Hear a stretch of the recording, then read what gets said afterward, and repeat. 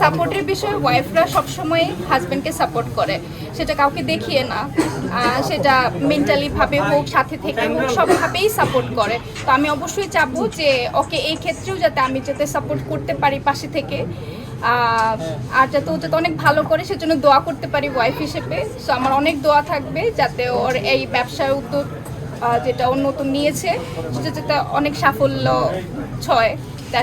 আমার দিক থেকে লাস্ট প্রশ্ন, ভবিষ্যতে এই একটা আউটলেটই থাকবে না সারা বাংলাদেশে, কি পরিমাণ আউটলেট কতটুকু? ইনশাআল্লাহ অনেকগুলো আউটলেট থাকবে, সারা বাংলাদেশে থাকবে ইনশাআল্লাহ। নাসির ভাই, ভাবি থেকে অনেক নিয়েছে, আপনি একটু বলবেন যে আপনি এখন ব্যবসায়ী হয়ে গেলেন, মানে দর্শক বা ক্রেতাদের কি বলবেন বা কি মেসেজ দিবেন আপনার এই যে ব্যবসায়ী? আমি আগেও ছিলাম, আমার আরো দু একটা বিজনেস আছে, বাট শুধু এতটুকু বলবো এখানে যেসব প্রোডাক্ট পাওয়া যাচ্ছে এটা হচ্ছে সম্পূর্ণ এক্সপোর্টের এবং অরিজিনাল। আপনারা আসছেন এখানে এবং আমার বিশ্বাস যে সবার পছন্দ হবে প্রোডাক্ট।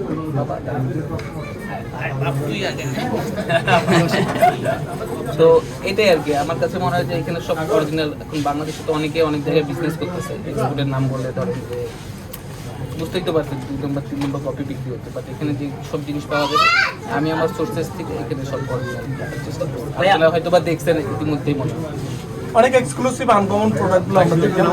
হ্যাঁ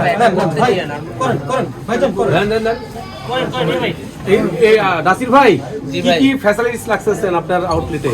কি ফ্যাসিলিটি? ছেলেদের মেন মানে ছেলেদের সব প্রোডাক্টই থাকতেছে, বাচ্চাদের কিছু পোর্শন থাকবে, ছেলে মেয়ে বাচ্চাদের, আর মেয়েদের কিছু ওয়েস্টার্ন থাকবে। ডিসকাউন্টের ব্যাপারটা কেমন আছে? ডিসকাউন্ট ব্যাপার প্রথম 10 রমজান 15% ডিসকাউন্ট। ধন্যবাদ ভাইয়া। আপনার একটা খেলা নিয়ে একটা প্রশ্ন হচ্ছে, আচ্ছা ধরুন সাকিবুল হাসান বাংলাদেশের মোবাইল সেই বিষয়ে আপনি খেলা কি যেটা নিয়ে একটু বলবেন? না, ওপরগুলোতে মানে বাংলাদেশে আসবে আর কি শুনছেন,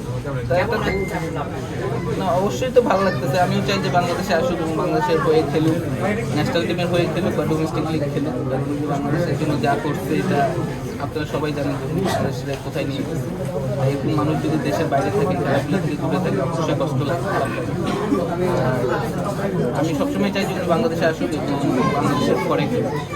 আপনাকে কবে আপনার বক্তব্য দেখতে পারবেন খেলার মাঠে খেলাইলেই দেখতে পারবো।